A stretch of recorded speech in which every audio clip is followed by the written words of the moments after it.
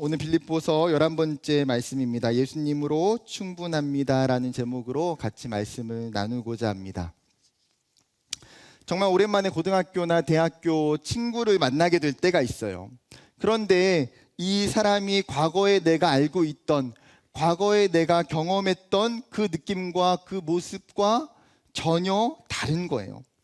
무뚝뚝했던 얼굴에서는 너무나 행복한 표정이 묻어나고요. 말만 하면 비판적이고 부정적이었던 입에서는 기쁨과 소망의 이야기가 줄줄 나오는 겁니다.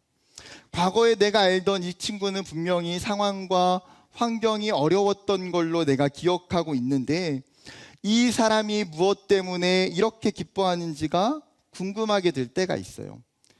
여러분, 만약에 우리가 바울이라는 사람의 지인이었다면 바울을 바라보는 우리도 아마 동일한 느낌을 받았을 것입니다. 본문 10절에 보게 되면 바울은 내가 크게 기뻐함은, 즉 자신에게 큰 기쁨이 있다라는 거예요. 비록 로마의 감옥에 갇혀 있지만 그는 슬프거나 우울하거나 답답하거나 절망스럽지 않은 거죠. 자유가 없는 감옥 속에서 그는 다른 누구보다도 행복하고 기뻐했습니다. 상식적으로 생각해 볼까요? 여러분, 감옥에 갇혀 있는 바울에게 기쁨을 가져다 줄 만한 요소가 과연 무엇이 있겠습니까? 공짜 밥이 삼시세끼 나오니까, 아니면 충분히 잠을 잘 수 있으니까 그런 겁니까? 2000년 전에 로마의 감옥의 삶은, 우리가 생각하는 그런 교도소와 같은 삶은 결코 아닐 것입니다. 로마의 죄수들은 그 당시 로마의 노예들보다도 더 인권이 말살된 채 짐승처럼 대우를 받았던 비참한 처지나 그 이하였어요. 로마의 감옥에 있었던 죄수들은요, 콜로세움 경기장에 보내져서 자기들과 싸우기도 하고 사자와 싸우기도 했습니다. 로마 시민들의 쾌락을 채우기 위한 스포츠의 부속품으로 사용되어진 것이죠. 이런 죄수의 처지에서, 고난의 현장 속에서 바울은 자신에게는 큰 기쁨이 있었다고 이야기해요. 여러분, 오늘 이 빌립보서 마지막 말씀을 통해서 우리는 바울이 경험하고 있는 이 기쁨의 원천이 무엇인지를 함께 살펴보고자 합니다. 가장 첫 번째 기쁨의 원천은 헌신이 다시 되살아남으로 기쁨이 생긴다는 거예요. 헌신이 다시 생겨남으로 기쁨이 생긴다. 바울에게 기쁨을 주었던 것은 무엇입니까? 지금 오늘 본문에 나타나고 있는 빌립보 성도들이 보내주었던 그들의 헌신과 그들의 물질적인 후원이었습니다. 감옥에서 정말 아무것도 할 수가 없고 물질적으로 경제적으로 어려운 그 상황 속에서 누군가 자신을 방문해주고 물질을 후원해 준다는 것은 인간적으로 봐도 얼마나 감동이 되고 기쁨이 되는지 몰라요. 좀 더 바울의 상황을 구체적으로 생각해 봅시다. 바울은 4차에 걸쳐서 수많은 도시들을 돌아다니면서 복음을 전하고 교회를 세웠어요. 그럼에도 불구하고 바울은 자신이 세웠던 교회와 성도들에게 후원금을 받지 않았어요. 심지어 자신을 파송했던 안디옥 교회조차도 바울을 일정적으로 선교 후원을 하지 않았어요. 바울은 안디옥 교회를 비롯해서 여러 교회에 당당하게 후원을 요청하는 것이 무방했어요. 그것이 당연한 권리죠. 고린도전서 9장 13절에 보면 이렇게 이야기합니다. 성전에 일을 하는 이들은 성전에서 나는 것을 먹으며 제단에서 섬기는 이들은 제단과 함께 나누는 것을 너희가 알지 못하느냐. 이와 같이 주께서도 복음 전하는 자들이 복음으로 말미암아 살리라 명하셨느니라. 그러나 내가 이것을 하나도 쓰지 아니하였고 또 이 말을 쓰는 것은 내가 이같이 하여 달라는 것이 아니라 내가 차라리 죽을지언정 누구든지 내 자랑하는 것을 헛된 대로 돌리지 못하게 하리라. 무슨 말입니까? 성전을 섬기고 있는 그 레위인들에게 하나님께서 따로 기업을 허락하시지 않았어요. 그들은 매일마다 성전에서 봉사하며 성전에서 일해야 되기 때문에 다른 일들을 할 수 없는 상황이죠. 그렇기 때문에 하나님께서 그 레위인들에게 제사에 바쳐진 음식 중의 일부를, 그리고 하나님께 드려지는 헌금 중의 일부를 사용하도록 허락하셨다는 거예요. 이와 같이 복음을 전하는 자들도 마땅히 그 사역함에 있어서 재정적인 도움을 받는 것이 당연한 권리라는 거예요. 그러나 바울은 자신에게 있는 그 권리를 사용하지 않았다고 이야기해요. 할 수 있음에도 불구하고 그는 자비량으로 선교를 했어요. 사도행전 18장에 보게 되면 사도 바울의 원래 직업이 뭐라고 이야기합니까? 장막을 만드는 텐트 메이커였다고 이야기해요. 바울은 고린도에서 사역하면서 낮에는 텐트를 만들고 밤에는 안식일에는 회당에 가서 말씀을 전하고 가르쳤어요. 사역지로 옮겨서 예배소로 갔을 때에도 여전히 바울의 자비량 선교는 계속해서 이어졌어요. 그는 의도적으로 재정적인 지원을 받지 않으려고 노력을 했던 것이죠. 사도행전 20장 33절과 35절은 이렇게 이야기합니다.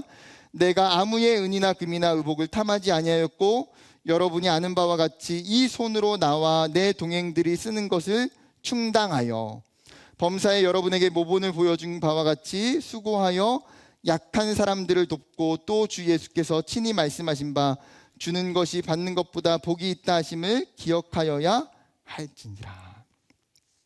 여러분, 바울이 왜 이렇게 고집스럽게 자비량 선교를 고집했던 걸까요? 여러 가지 이유가 있어요, 사실은. 그럼에도 중요한 이유 중에 하나는 무엇이냐면 이 당시에 유대인들에게 있어서 바울이 선교하고 있는 이 이방 선교에 대한 이해가 부족하고 못마땅하더라는 거예요. 당연히 바울이야 하나님께서 그를 만나주시고 그를 이방인의 사도로 부르셨기 때문에 자신이 이방에 가서 복음을 전하는 것은 자신의 사명이고 자신의 비전이에요. 그런데 한편으로 유대인들에게는 여전히 뭐가 있어요? 선민의식, 선민사상이 강력하게 남아있어요. 여호와 하나님께서 우리 민족만 사랑하시고 여호와 하나님께서 유대인들만 구원하셨다고 생각하는 거예요. 그런데 바울이 지금 유대인이 아니라 계속 누구에게 복음을 전하고 있어요? 수많은 이방 지역에 가서 수많은 이방인들에게 복음을 전하는 것에 대해서 이방인도 구원이 있다는 것에 대해서 마음에 들지가 않는 거예요. 그렇기에 바울은 스스로 생업을 통해서 사역의 비용을 마련하는 것이 안정적이라고 판단했을 거예요. 그나마 고맙게도 오늘 본문에 보게 되면 빌립보 교회가 바울이 데살로니가에서 사역하고 있을 때에 그에게 2번이나 쓸 것을 후원해 줬다고 이야기해요. 그런데 그 후원이 끊겼어요. 바울은 지금 이 부분을 10절에 이야기하고 있는데 다시 한번 10절을 읽어볼까요? 10절 시작.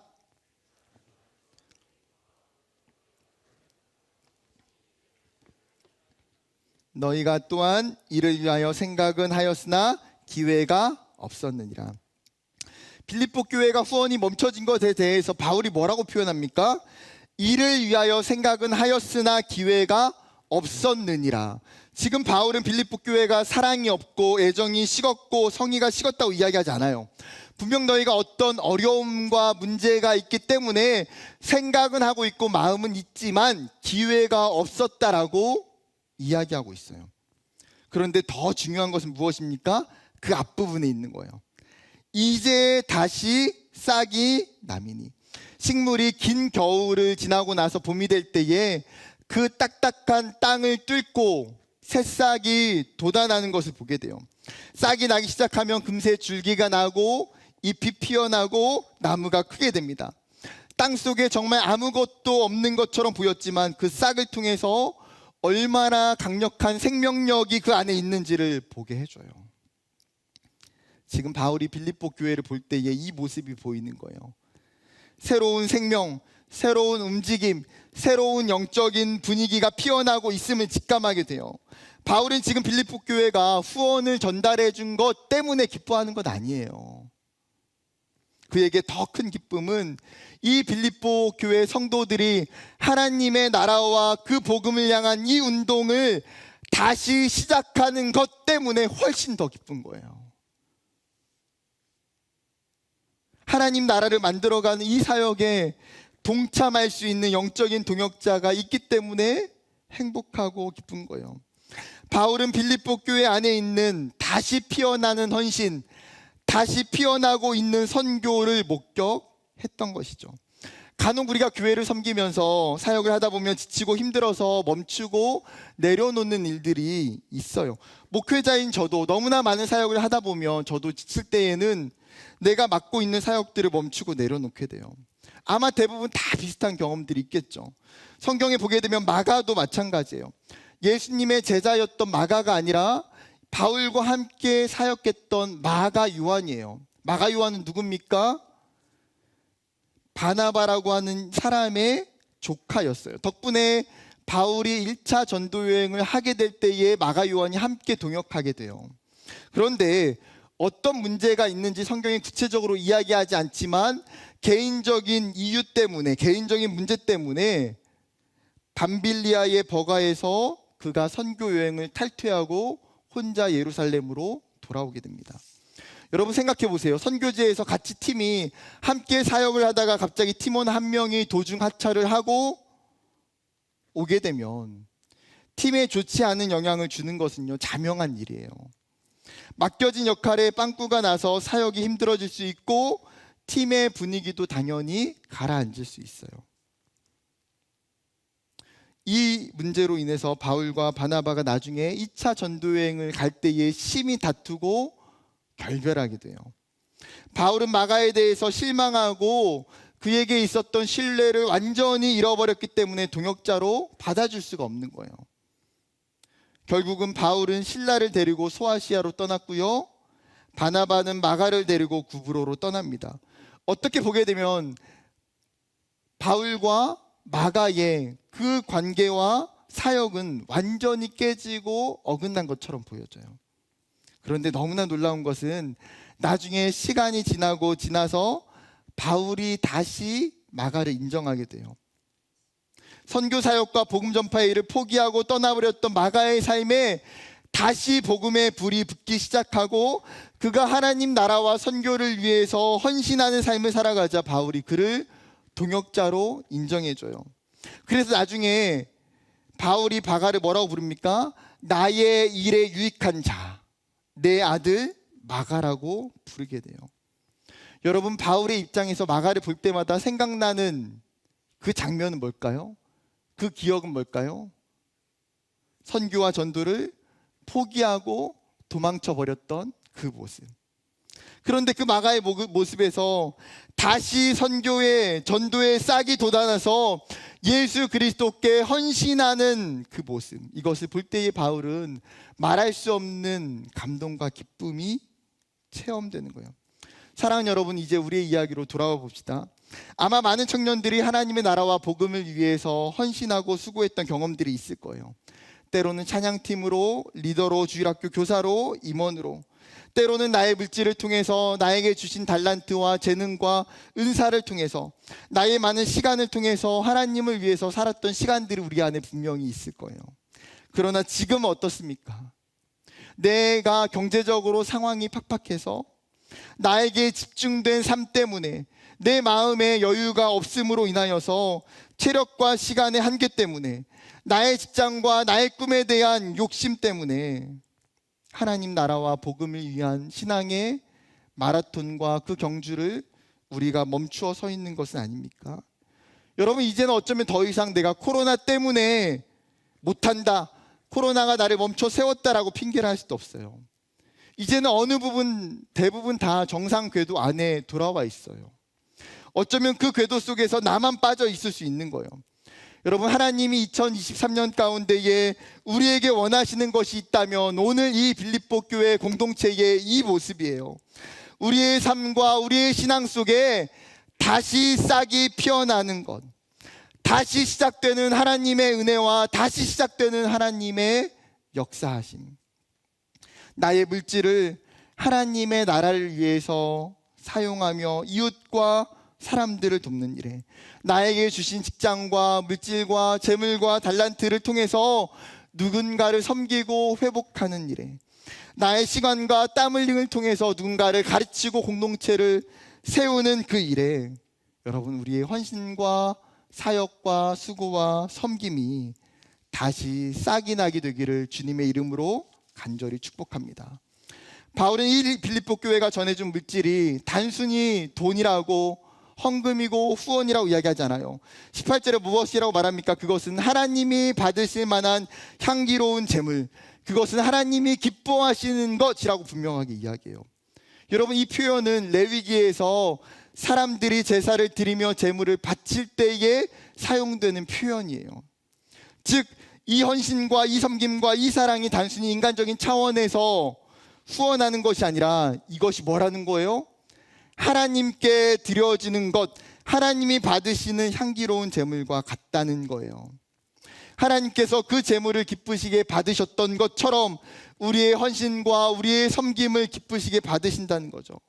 물질의 많고 적음이, 재능의 크고 작음이 섬김의 종류와 내용이 중요하지 않아요. 그 모든 것을 하나님이 동일하게 기쁘시게 받으시기 때문이에요. 우리의 공동체가, 그리고 청년들 한 사람 한 사람이 다시 싹이 나게 되는, 다시 우리에게 뜨거운 헌신과 열정과 사역이 일어나게 되는 은혜가 있기를 주님의 이름으로 축복합니다. 다시 본문으로 돌아와서 바울이 이 빌립보 교회가 헌금과 사랑을 받을 때에, 그리고 그들의 헌신이 다시 피어나는 것을 통해서 큰 기쁨이 있었다고 이야기해요. 그렇다면 여기서 놓치지 말아야 되는 질문이 한 가지가 있어요. 만약에 빌립보 교회가 헌금과 사랑이 없다면 바울의 기쁨은 사라지는 것입니까? 놀라운 것은 오늘 본문을 읽는 초대교회와 성도들로 하여금 이러한 오해에 빠지지 않도록 설명하고 있다는 사실이에요. 여러분, 바울에게 있는 또 다른 기쁨의 원천이 있어요. 무엇입니까? 두 번째, 바로 자족하는 삶으로 인하여 기쁨이 생긴다는 거예요. 여러분, 그렇다면 자족이 무엇입니까? 사전적으로는 스스로를 넉넉하게 느끼고 스스로 만족하게 여기는 것이라고 설명해요. 여러분, 이 당시 자족은요, 사실 이 로마의 헬라어 스토아 학파의 윤리 가운데의 가장 핵심이 되는 덕목 중에 하나였어요. 그들이 추구하는 최고의 이상적인 단계, 그것은 자족의 경지에 이르는 것이에요. 그래서 스토아 철학자들은 인간이 태어나면서 가지고 있는 내 내면에 있는 모든 것을 다 동원해야만이 자족에 이를 수 있거나, 아니면 신이 나에게 주신 그 운명 자체에 내가 완벽하게 다 맡겨버릴 때에만 자족에 이룰 수 있다고 가르쳐요. 여러분, 그렇다면 자족을 이룬다는 게 쉬운 일입니까? 스토아 철학이 이야기하는 것처럼 내면의 모든 욕망을 제거하면 되는데, 여러분, 내면에 있는 모든 욕망이 제거가 다 됩니까? 어려워요. 말 그대로 어쩌면 자족은 인간이 가지고 있는 가장 기본적인 본성을 거스르는 거예요. 내가 소유하고자 하는 욕구를 억제하고 거슬러야만 가능한 행동이에요. 그렇다 보니까 여러분, 이 현대사회 가운데의 자족이라는 가치는 어쩌면 우리에게 굉장히 먼 이야기예요. 많은 사람이 자족을 깨닫지도 않고 생각하지도 않고 살아가요. 정작 자족을 이야기하지만 내가 자족하기까지 채워야 되는 나의 그릇이 너무나 커요. 채울 수가 없어요.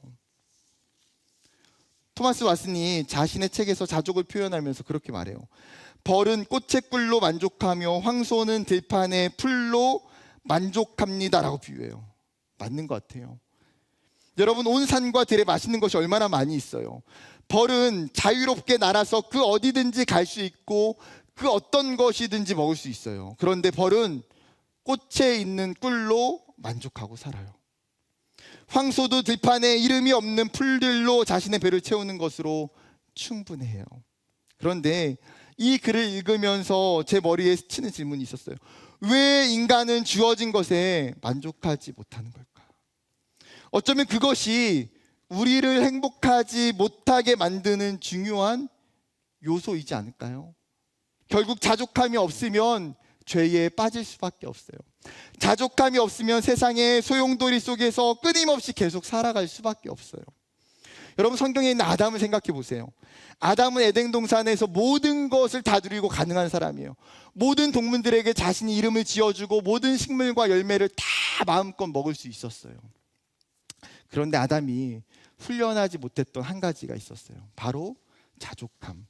그가 뱀을 통해서 사단의 유혹을 받고 하나님 앞에 불순종하게 되지만, 만약에 아담에게 자족함이 있다면 여러분, 선악과를 과연 따먹었을까요?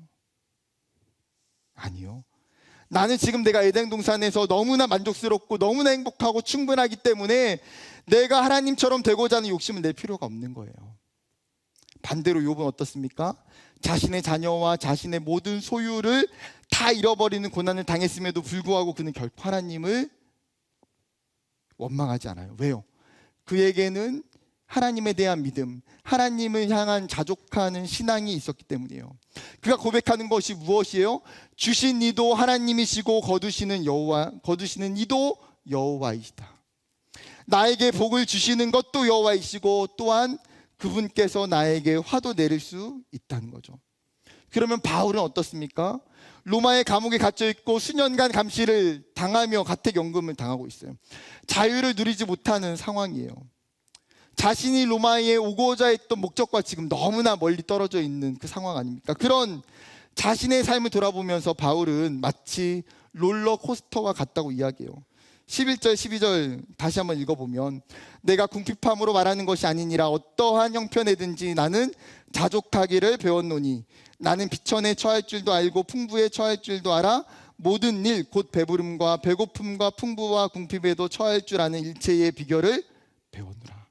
비천함과 풍부, 배고픔과 배부름, 풍부와 궁핍, 극과 극을 오가는 짜릿한 롤러코스터를 지금까지 그는 수도 없이 반복하며 살았어요. 그런데 그는 자신의 삶에서 내가 부유할 때에, 평안할 때에만 자족했다고 이야기하잖아요. 내 인생의 가장 좋은 시절을 만끽할 때, 소위 잘 나갔을 때에만 내가 자족한다고 이야기하잖아요.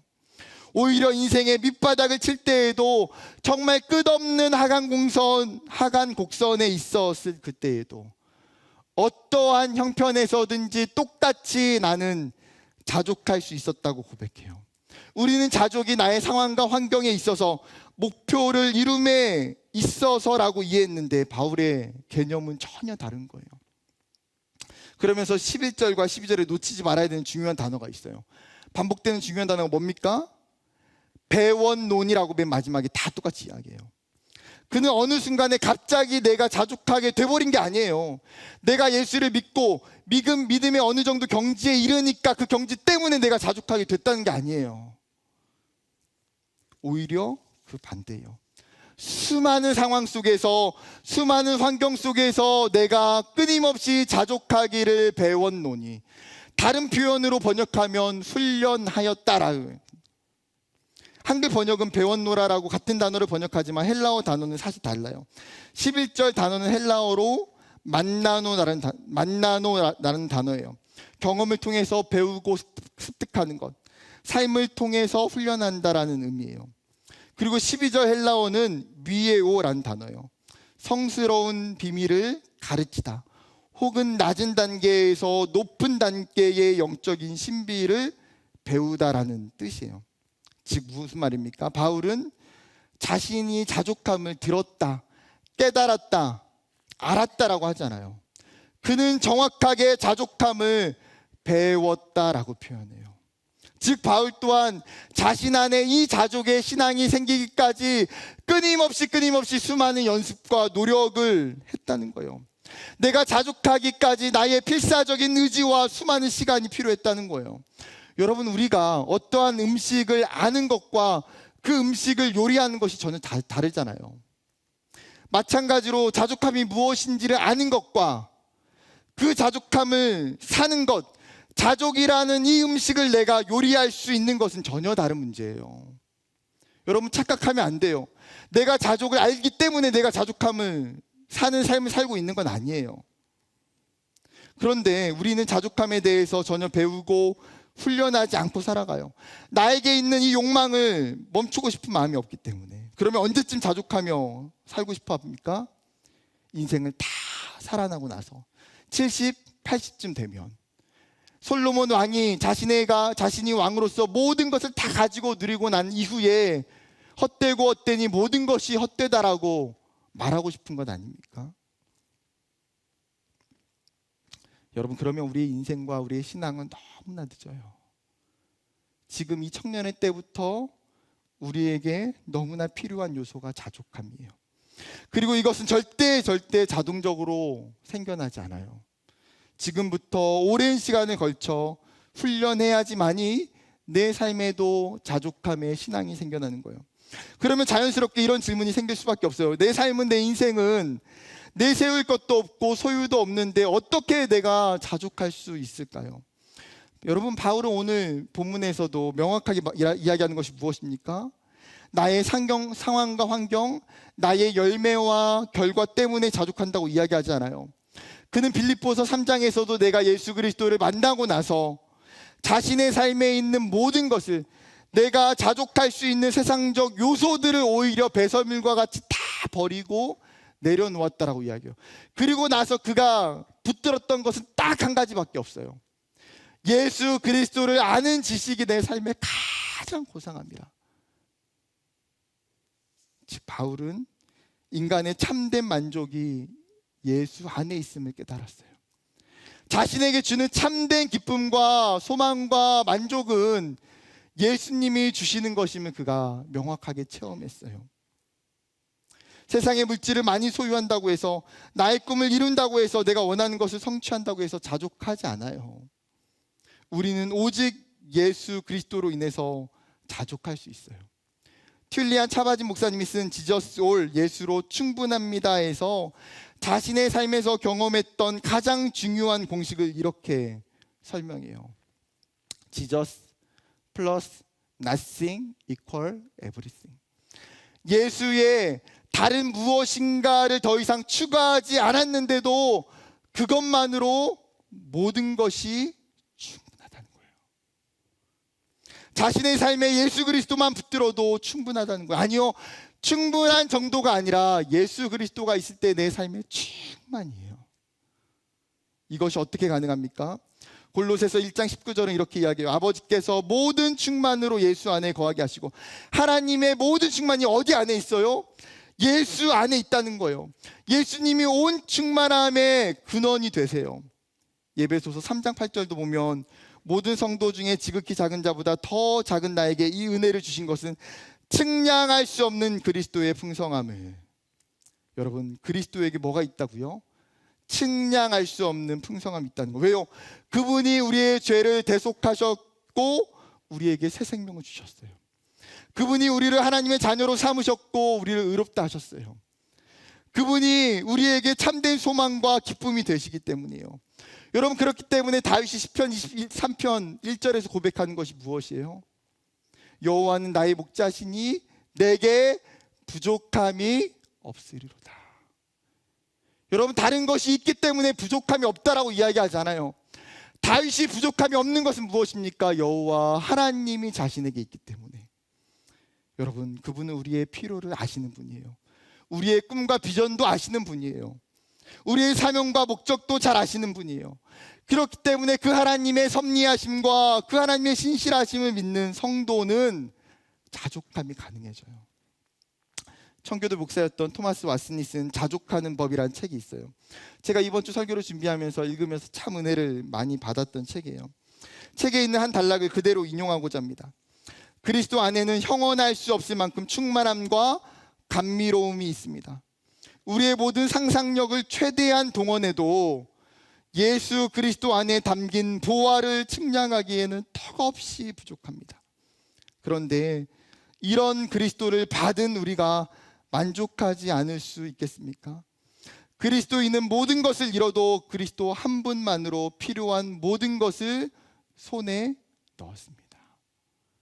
사랑하는 여러분, 우리에게 영광스러운 예수 그리스도가 계시다는 사실이에요. 온 우주의 창조주 되시고 통치자 되시는 그 예수님의 사랑이 저와 여러분에게 있다는 거예요. 세상에 가장 중요한 것, 세상에 가장 얻기가 어려운 것을 우리는 이미 받았고 가지고 있어요. 여러분, 그것을 믿으십니까? 이 믿음 위에 바울이 13절에 이렇게 고백하는 거예요. 내게 능력 주시는 자 안에서 내가 모든 것을 할 수 있느니라. 우리가 너무나 좋아하는 성경 구절이죠. 그런데 이 말씀은 내가 예수를 믿으면 슈퍼파워, 초월적인 능력이 생겨서 못할 것이 없다, 예수 믿으면 뭐든지 성공한다, 잘 된다, 이런 이야기가 아니에요. 여러분, 지금 이 13절은 자족이라는 문맥 안에서 말하고 있는 거예요. 바울이 자신의 삶을 살았던 모든 사역과 자신이 이룬 모든 일들이 예수 안에서 이루어진 것임을 고백하는 거죠. 그렇게 반대로 예수가 없으면 모든 것이 의미가 없고 불가능해요. 그러나 나의 능력이 되시는 예수로 인해서 내가 어떤 상황과 환경에 있을지라도 복음을 전할 수 있고 기뻐할 수 있고 자족할 수 있다는 거예요. 바울은 그 삶의 원천이 되는 예수를 고백하고 있는 거죠. 사랑 여러분, 이 세상에서 얻고자 하는 최고의 것이 무엇입니까? 정신없이 내가 원하는 그것을 향해서 달려갈 때에 여러분에게 만족함이 있습니까? 우리의 참된 만족은 예수 그리스도에게 있는 줄 믿습니다. 그분을 정말 깊이 만나게 될 때에, 그분을 정말 인격적으로 경험하게 될 때에 나의 구원자가 되시는 그 예수 그리스도로 인하여서 내가 살아갈 때에 우리에게 세상이 줄 수 없는 만족함과 풍성함이 있다는 거예요. 끊임없이 여러분 이 사실을 외치고 기억해야 돼요. 나는 예수로 충분합니다. 나는 예수로 충분합니다. 우리는 예수로 충분한 줄 믿습니다. 말씀을 마치려고 합니다. 바울은 이러한 자족함이 우리의 신앙에 주는 유익을 디모데에게 이렇게 편지를 보내요. 그러나 자족하는 마음이 있으면 경건은 큰 이익이 되느니라. 우리가 세상에 아무것도 가지고 온 것이 없음에 또한 아무것도 가지고 가지 못하리니 우리가 먹을 것과 입을 것이 있은즉 족한 줄로 알 것이니라. 여러분, 자족함이 있는 사람은 뭐라고요? 경건의 큰 유익이, 경건의 큰 장점이 된다는 거예요. 그러면서 꼭 기억하도록 하는 게 뭐예요? 우리가 이 땅을 태어날 때에도 가지고 온 것이 아무것도 없고 우리가 이 땅을 떠날 때에도 가지고 갈 수 있는 것이 아무것도 없다는 거예요. 이 말씀을 묵상하면서 얼마나 감사하게 되는지요. 그렇습니다. 하나님, 우리가 이 세상에 가지고 온 것이 아무것도 없는 존재인데 내가 내 삶을 생각해 볼 때에 이미 내가 하나님으로부터, 예수 그리스도로부터 너무나 많은 것을 받았어요. 하나님이 나에게 너무나 많은 은혜와 사랑들을 주셨어요. 하나님, 내가 무엇을 더 불평하고 무엇을 더 부족하다고 할 수 있겠습니까? 사랑하는 여러분, 그 자족함이 우리에게 참된 기쁨과 소망을 줘요. 그 자족함이 있기 때문에 우리가 조급하지 않고 낙심하지 않고 절망하지 않을 수 있어요. 그 자족함이 있기 때문에 우리가 인내하며 하나님이 내 삶에 내 계획을 이루실 때까지 성실하게 기다릴 수 있는 거예요. 사랑하는 여러분, 예수로 충분해요. 그리고 그 예수로 자족하며 살아가는 저와 여러분이 되기를 주님의 이름으로 간절히 축복합니다.